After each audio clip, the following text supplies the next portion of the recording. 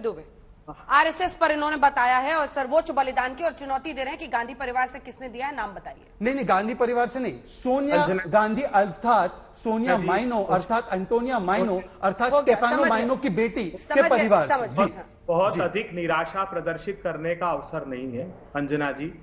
अमृत महोत्सव है, हम लोगों की आजादी के 75 वर्ष हुए हैं। प्रधानमंत्री जी ने सभी से आग्रह किया कि 2 अगस्त से सब अपनी सोशल मीडिया की डीपी पर तिरंगा लगाएं, चाहे कोई आपके साथ फोटो लगाएं। हमने उनकी आदेश का पालन किया और हम सब लोगों ने भी वो कहा। जो हमारा ध्वज है, हमारी भारत की ध्वजा है, वो सत्य, कर्तव्य परायणता, परोपकार, करुणा, वात्सल्य, स्वतंत्र, परिवर्तनीय, दयावान, सभ्य और प्रजातंत्रात्मक समाज का प्रतिनिधित्व करता है। उसमें नफरत, निराशा, नकारात्मकता, घृणा, बेमनस्यता नहीं है। मगर चूंकि शहजाद पूनावाला जी ने जिक्र किया तो मैं इनको बता दूं, जितने भी आजादी के दीवानों के नाम इन्होंने लिए हैं, आप चेक कीजिएगा, वो स्वराज सेना के सदस्य थे और 21 जनवरी 1943 को हेमू कालानी जी को फांसी हुई और ये सभी के सभी महात्मा गांधी के भारत छोड़ो आंदोलन से प्रेरित होकर इस आजादी के आंदोलन में कूदे थे।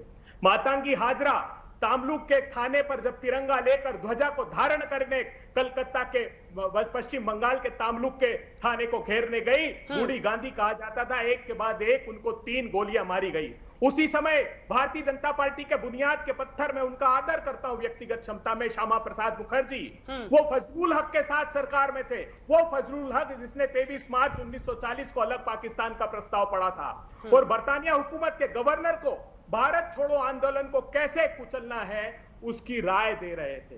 लाला लाजपत राय, कनकलता, मातंगी हाजरा, सैकड़ों कांग्रेस के कार्यकर्ता ने अपने प्राणों को आहूत कर दिया। और जहां तक गांधी परिवार का प्रश्न है, तो आजादी के बाद तक भारत की एकता और अखंडता के लिए इंदिरा जी और राजीव जी ने अपने प्राणों को आहूत कर दिया। सवाल स्पष्ट था, मेरी हिंदी इतनी तो खराब नहीं ना उनकी है, उसी का जवाब दे रहे हैं वो। नहीं, आजादी के बाद आ गए वो। भाई मैं इनसे कह रहा हूँ कि ये हमेशा क्या ताना मारते हैं, आरएसएस ने क्या बलिदान दिया आजादी के लिए। मैंने 3 नाम गिनाए, ये स्टेफानो माइनो परिवार के 3 नाम तो गिना दे, कौन से डिस्ट्रिक्ट में लड़ रहे थे वो ही गिना। उसी का जवाब दे रहे, सुनिए सर। नहीं, आजादी के बाद आ गए, लाला लाजपत राय जिनके नाम से अब आजादी के बाद आ गए।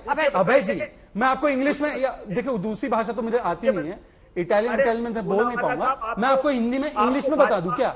Can you name family of Sonia Gandhi before independence? If anyone did any national freedom struggle? Bharatiya Janata party के, सुन लीजिए अंजना जी, I am explaining in English for you.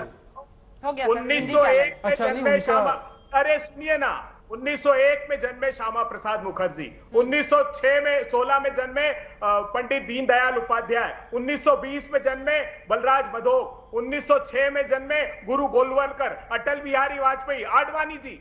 अरे 19, 20, 25, 30 साल के नौजवान थे जब भगत सिंह फांसी के फंदे को चूम रहे थे, जब पंडित नेहरू 9 साल बरतानिया की जेल में थे, जब रोज लाठियों का प्रहार महात्मा गांधी खाते थे, जब लाला लाजपत राय प्राणों को आहूत कर रहे थे, जब मातंगी हाजरा गोलियां खा रही थी, कहां थे आपके राजनीतिक दल के? ये पुरोधा बताइए। आज देश पूछना चाहता, मुझे आपत्ति नहीं है। डॉक्टर हेगड़ेवार जी सेडिशन में चार्ज थे जब वो बाहर आए, मुझे कहने दीजिए, उसके बाद अवसर मत दीजिए। एक सेकंड, मैं ऐतिहासिक तथ्य दे रहा हूँ, सब फैक्ट चेक कर सकते हैं गूगल पे, मैं झूठ नहीं बोलता कभी डिबेट पे। डॉक्टर प्लीज एक एक करके ताकि सुनाइए, ताकि एक एक करके सुनाइए। देखिए सच में ताकत होती है, वो जाएगी नहीं, ऑडियंस नहीं सुन पाती है, वो इसलिए जानने के लिए। दुबे जी सिर्फ एक लाइन। डॉक्टर हेगड़ेवार जी को जब सेडिशन का केस लगाया और फिर वो 1 साल के बाद 9 महीने 1 साल के बाद जेल से बाहर आए, तो मोतीलाल नेहरू ने उनका स्वागत किया। अगर वो नहीं थे आजादी के आंदोलन में शामिल, तो मोतीलाल नेहरू जी